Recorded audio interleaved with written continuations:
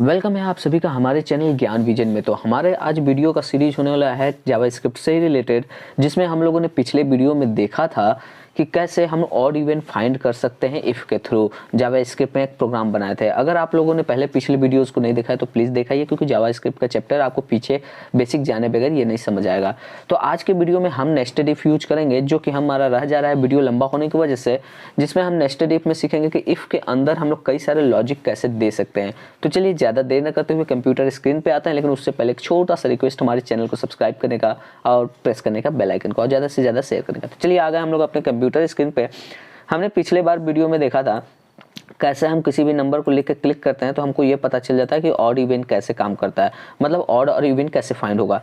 लेकिन आज के इस वीडियो में हम जो ऑपरेटर्स पढ़ रहे हैं उसमें से हम लोग का जो यूज करना है, हम लोग पढ़ेंगे कंपैरिजन ऑपरेटर, जिसमें हम लोग यूज करेंगे लेस देन, ग्रेटर देन, ये सारी चीज़ों का। इक्वल टू का तो यूज किए ही थे, और मॉड का भी यूज हम लोगों ने पिछले वीडियो में किया ही था। तो चलिए हम लोग यूज करते हैं। इसके लिए हम लोग सबसे पहले क्वेश्चन तैयार करते हैं कि हम लोग 3 यूजर से सब्जेक्ट का मार्क्स पूछेंगे, और उसका हमको टोटल मार्क्स चाहिए, परसेंटेज चाहिए, और उस परसेंटेज के बेसिस पे वो पास है या फेल, या कौन से डिवीजन पे आ रहा है, वो हम सेट करेंगे। तो चलिए सबसे पहले हम लोग स्टार्ट करते हैं। अपना एक एडिटर ओपन करते हैं जिसका नाम है नोटपैड। बेसिक एडिटर है। मैंने ओपन किया HTML, और यहाँ पे क्लोज कर दिया किसको, HTML को। इसी में हम लोगों ने लिख दिया, ओपन किया बॉडी टैग, और यहाँ पे मैंने क्लोज कर दिया किसको, बॉडी टैग को। बॉडी टैग क्लोज करने के बाद इसमें सबसे पहला मैंने एक मैसेज बोला, enter any marks for physics, ठीक है ना, PHY फिजिक्स। और इसके लिए मैंने एक इनपुट बॉक्स ओपन कर लिया। इनपुट टाइप क्या होगा, हमने टेक्स्ट लिख लेते हैं, नंबर भी लिख सकते हैं। टेक्स्ट में मैंने फिर इसको एक ID दिया। ID मान लीजिए इक्वल टू मैंने दे दिया P फिजिक्स के लिए, ठीक, या PHY ही लिख दीजिए, PHY फिजिक्स। अब इसके बाद मुझे 2 लाइन गैप चाहिए होगा, थोड़ा सा गैपिंग के बाद अच्छा ही लगता है, तो मैंने ब्रेक लिया, और यहाँ पे भी फिर से क्या किया, ब्रेक कर दिया। अब ऐसे ही मुझे किसी और सब्जेक्ट के लिए चाहिए, तो फिजिक्स के बाद मान लीजिए मैंने केमिस्ट्री, तो यहाँ पे मैंने इसको नाम दे दिया, या तो हिंदी लिख देते हैं, मैंने कर दिया हिंदी, और यहाँ पे ID में मैंने HIN दे देते हैं, HIN, DI ही लिख देते हैं, हिंदी। फिर इसके बाद मैंने फिर से एक बार इसी को कॉपी पेस्ट कर दिया, ठीक है। यहाँ पे हमने क्या किया, कॉपी, और यहाँ पे क्या कर दिया, एंटर करके पेस्ट। अब हिंदी के बाद मान लीजिए एक सब्जेक्ट हमने बना लिया इंग्लिश का, तो यहाँ पे मैंने लिख लिया ENG, और यहाँ पर मैंने ID इसको दे दिया ENG। बेसिकली इतना का आउटपुट देख लीजिए। तो Ctrl+S करते हैं, और इसको हम लोगों ने दे देते हैं 6.html के नाम से, ये हमने सेव कर लिया। और इसको हम लोगों ने क्या किया, मिनिमाइज, और यहाँ से ओपन कर लेते हैं अपने JS को, और इसमें हम लोगों ने 6 वाले को ओपन कर लेना है। ओपन विथ कर दिया मैंने गूगल क्रोम। फिलहाल के लिए इतना आउटपुट देखिए क्या है, कि यहाँ पे यूजर फिजिक्स का, हिंदी का और इंग्लिश का मार्क्स टाइप करेगा, और एक बटन होना चाहिए जिस पर क्लिक करते ही उसका रिजल्ट आउटपुट यहाँ नज़र आने लगे। तो इसके लिए हम लोग अपना फिर से कोडिंग स्टार्ट करेंगे। इवन ऑड वाला, ये इसको क्लोज मैं कर देता हूँ, सेव यस, और यहाँ पर मैंने 6 वाले को ओपन किया अपना।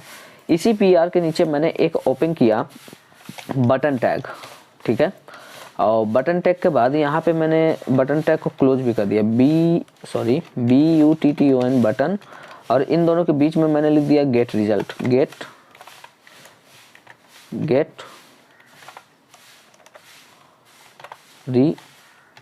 रिजल्ट, सॉरी मिस्टेक हो गया, रिजल्ट। अब इस बटन पे हम एक इवेंट लगाएंगे जिसका नाम होता है ऑन क्लिक, मतलब जब इस पे कोई क्लिक करे तो क्या होना चाहिए। तो मैंने RSLT नाम का एक फंक्शन कॉल करने को बोला। ये फंक्शन यूजर डिफाइन होता है, आप कुछ भी बना सकते हैं। तो मैंने इतना काम हो गया। अब हमारा मेन काम होगा स्क्रिप्ट का। ये तो जो HTML का हम लोग का काम था, अब हम लोग यूज करेंगे स्क्रिप्ट टैग का। इसके अंदर हम लिखेंगे फंक्शन। अब कौन से फंक्शन को हमको कॉल करना है, जब कोई इस बटन पे क्लिक करे, सॉरी इसको पेज को सेव करके रिलोड नहीं किया, जब इस बटन पे कोई क्लिक करे तो वो कॉल करे RSLT को। अब RSLT फंक्शन क्या है, RSLT फंक्शन काम ऐसे करना चाहिए, मैंने यहाँ पे टर्मिनेटर ये इस टाइप से ओपन किया। अब यहाँ पे मैं कहूँगा A इक्वल टू, मतलब A वेरिएबल रख लेते हैं P, फिजिक्स के लिए P रख लेते हैं वेरिएबल। P इक्वल टू हमको नंबर चाहिए, किससे, पूरे अपने डॉक्यूमेंट में, जहाँ डॉट गेट करना एलिमेंट बाय किसके आधार पे, आईडी के आधार पे, और कौन से आईडी को हमको कॉल कराना है, PHY आईडी को, ठीक है ना। अब यहाँ पे डॉट उसकी क्या चीज़ पास करानी है, वैल्यू, लेकिन ब्रैकेट क्लोज, टर्मिनेट। ऐसे ही हम कहेंगे कि जब इस फंक्शन पे कोई क्लिक करे, मतलब RSLT को कॉल करे, तो ये फिजिक्स के साथ साथ किसको कॉल कर दें, केमिस्ट्री, हिंदी जो भी था। मैंने एक H वेरिएबल में लिख लिया कि यहाँ पर हमारा चाहिए किसको, HINDI आईडी से, ठीक है ना। फिर इसी तरीके से मैंने कहा एक हम लोग का E वाले वेरिएबल में आ जाना चाहिए क्या चीज़, ENG आईडी की वैल्यू। अब हमको टोटल मार्क्स चाहिए। टोटल मार्क्स लेने के लिए हम कहेंगे T इक्वल टू, एक वेरिएबल है जिसमें हम कहेंगे P में आई हुई वैल्यू को जोड़ दिया जाए C से, और सॉरी C से नहीं H से, और H वाले को जोड़ दिया जाए किससे, इंग्लिश से। मतलब फिजिक्स, हिंदी और इंग्लिश तीनों को जब जोड़ दिया जाए तो वो किस में आ जाएगा, T में।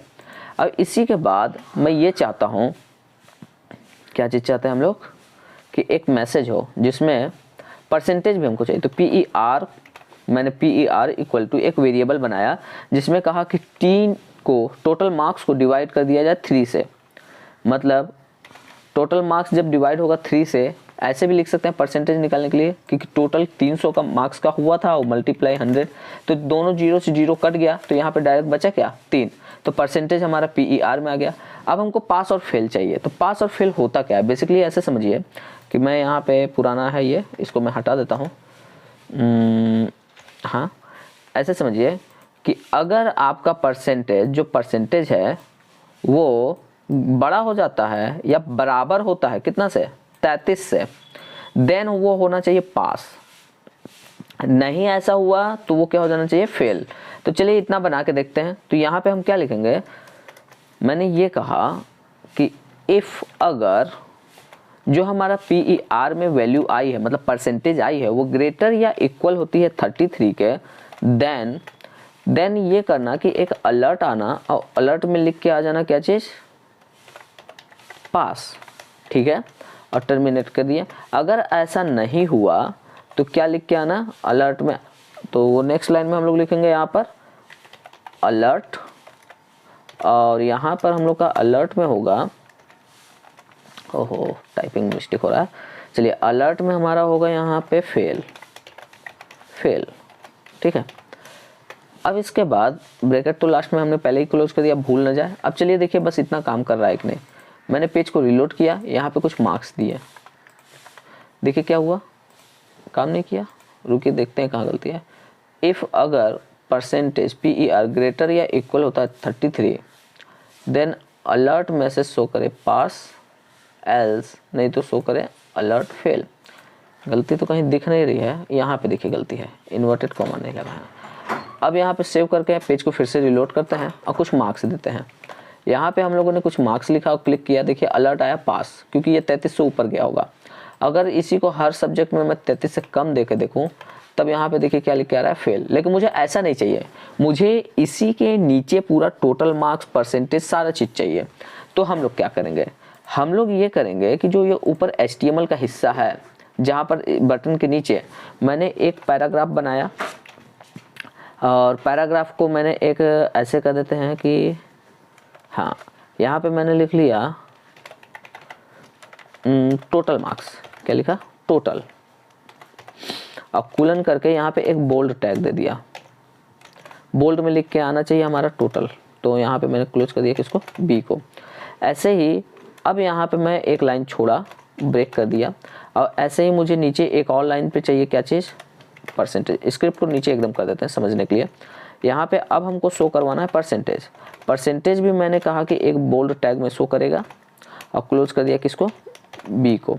फिर से मैंने एक लाइन यहाँ पे छोड़ा, और फिर मुझे यहाँ पे शो करवाना है क्या चीज़, रिजल्ट को। रिजल्ट भी हमारा किस में शो करेगा, B टैग में। क्लोज कर देते हैं B टैग को। और फिर यहाँ पे मैंने क्या शो करवाना है, एक लाइन छोड़ना है, तो मैंने ब्रेक लो किया। और फिर इसके बाद मुझे शो करवाना है डिवीज़न। अब डिवीज़न के लिए यहाँ पे फिर से मैंने लिया B टैग और क्लोज कर दिया B। अब बात आती है इन बोल्ड टैग के अंदर हम कैसे शो करवा सकते हैं। देखिए अभी इसका आउटपुट कुछ इस टाइप से नज़र आएगा आपको।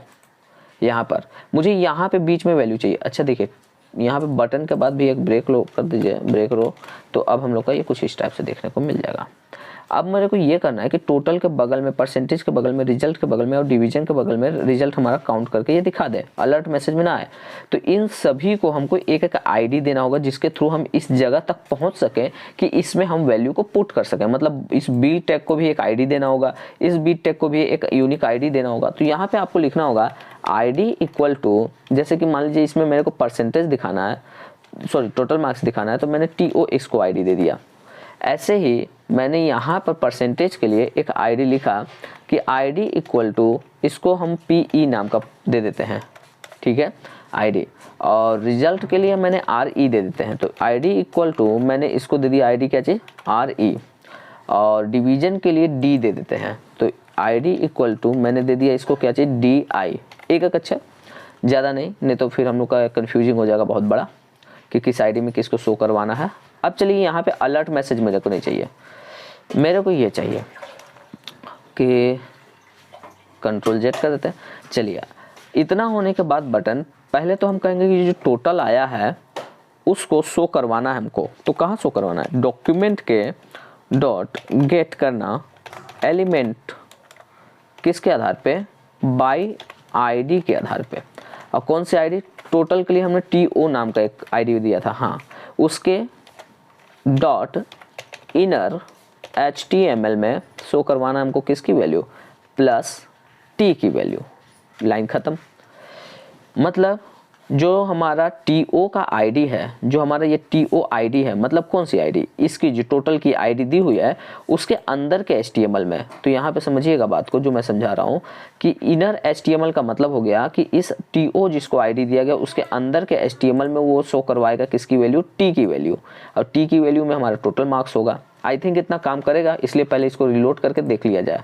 कुछ हम लोगों ने टाइप किया यहाँ पे और बस यहाँ पे क्लिक किया, देखिए क्या हुआ।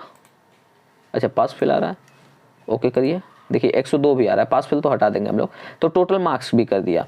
अब हम लोग को यहाँ पे क्या करना है ना, जस्ट इसी तरीके से मैं इसको कॉपी किया और मैं परसेंटेज के जस्ट नीचे रखा और यहाँ पे पेस्ट कर दिया। और मैंने कहा कि PE वाले में, मतलब PE आईडी में PER वेरिएबल शो करे, मतलब ये वाली इसकी वैल्यू शो करे PER की। तो इसकी वैल्यू शो करेगी तो परसेंटेज उसमें चला गया।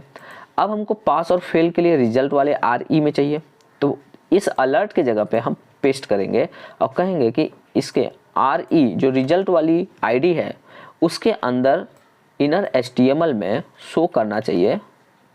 अगर सही होता है तो पास शो करे, और अगर ऐसा नहीं होता है तो उसके इनर HTML में शो करना चाहिए क्या चीज़, फेल शो करना चाहिए। तो यहाँ पे हमने लिख लिया क्या चीज़, फेल।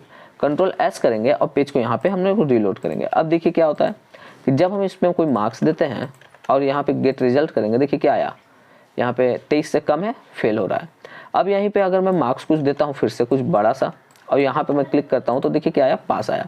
मेरे को डिवीजन भी चाहिए, तो डिवीजन के लिए हम लोग क्या यूज करेंगे, हम नेस्टेड इफ़ का यूज करेंगे। यहाँ पर नेस्टेड इफ़ ऐसे कि इफ़ अगर हमारा जो PER है ग्रेटर होता है कितना से, 60 से, या ग्रेटर और इक्वल हो जाता है या बराबर भी होता है 60 के, देन ये होना चाहिए कि हमारा जो डिव नाम की आईडी बनाए थे D, ठीक है, उसके अंदर शो कर जाए फर्स्ट डिवीजन, फर्स्ट। और अगर ऐसा नहीं होता है, अगर ऐसा नहीं हुआ तो डायरेक्ट वो फेल तो नहीं होगा। वो ये भी हो सकता है कि परसेंटेज 60 से ऊपर नहीं है तो 45 से ऊपर हो। तो हम यहाँ पे एल्स के बाद एक और इफ लिखेंगे और उसमें कहेंगे कि अगर जो परसेंटेज है ग्रेटर या इक्वल होता है 45 के या 45 के, वही 45, तो उसके इनर HTML में शो करना चाहिए RE में क्या चीज़, शो करना चाहिए सेकेंड। और सॉरी हम लोग का यहाँ पे किसको कॉल करना है, DI। तो मैं इसको बार बार लिखने की जगह पे इसी को कॉपी कर लेता हूँ, ठीक है ना। अब देखिए ये हो सकता है कि 45 से ज़्यादा नहीं, मतलब कम हो, लेकिन 60 से कम हो, 45 से कम हो। ये भी हो सकता है कि 33 से कम हो। तो यहाँ पे पहली बात फिर मैं कहूँगा कि एल्स अगर वो नहीं होता तो एक बार और इफ़ में चेक करो कि जो परसेंटेज है वो ये क्या बराबर या बड़ा या बराबर है 33 के। अगर ये है तो वो तो जाहिर सी बात है तब थर्ड होगा हमारा, तब यहाँ पे इनर HTML में क्या शो कर जाए, उसके थर्ड शो कर जाए। अब थर्ड भी नहीं हुआ, जैसे कि समझिएगा यहाँ पे कैसे काम करेगा, परसेंटेज अगर 60 से ऊपर या उसके बराबर है तो ये काम कर जाए। अगर ये बात गलत हुई तो तुरंत कहेगा, दूसरे लाइन में आएगा और चेक करेगा कि 45 के बड़ा या बराबर है। अगर ये बात सही हुई तो ये प्रिंट करेगा। अगर ये भी गलत हुआ तो फिर नीचे आएगा, फिर चेक करेगा कि परसेंटेज 33 के बड़ा या बराबर है, तो अगर ये है तो थर्ड शो करेगा। अगर ये भी नहीं हुआ तब मतलब कोई बात नहीं सही हुई, तब इनर HTML में फिर से क्या शो कर जाए, फेल शो कर जाए। मतलब अब कुछ के लायक ही नहीं है, वो फेल हो गया। कंट्रोल S कर देता है। अब देखिए यहाँ पे ये हम लोग का नेस्टेड इफ था। यहाँ पे अगर मैं कोई मार्क्स देता हूँ और मैं क्लिक करता हूँ तो देखिए यहाँ पे आ रहा है हम लोग का सेकेंड डिवीजन 45 से ऊपर है। अगर यहीं पे मैं मार्क्स बढ़ा देता हूँ, 65 कर दिया, 65 कर दिया और क्लिक किया, देखिए क्या आ गया, फर्स्ट डिवीजन। यहीं पे अगर मैं मान लीजिए मार्क्स कम कर देता हूँ कुछ, अब यहाँ पे क्लिक किया तो देखिए हम लोग का अच्छा फेल हो गया, बहुत कम हो गया मार्क्स। तो इस तरीके से हम लोग का काम करता है। आई होप आपको समझ आया होगा। ये वीडियो बहुत ही लंबा होने लगा, इसीलिए यहीं पे वीडियो को रोकते हैं। अगर आपको ये वीडियो पसंद आए तो प्लीज़ हमारे चैनल को सब्सक्राइब करिए एंड ज़्यादा से ज़्यादा शेयर करिए। And thank you and bye bye.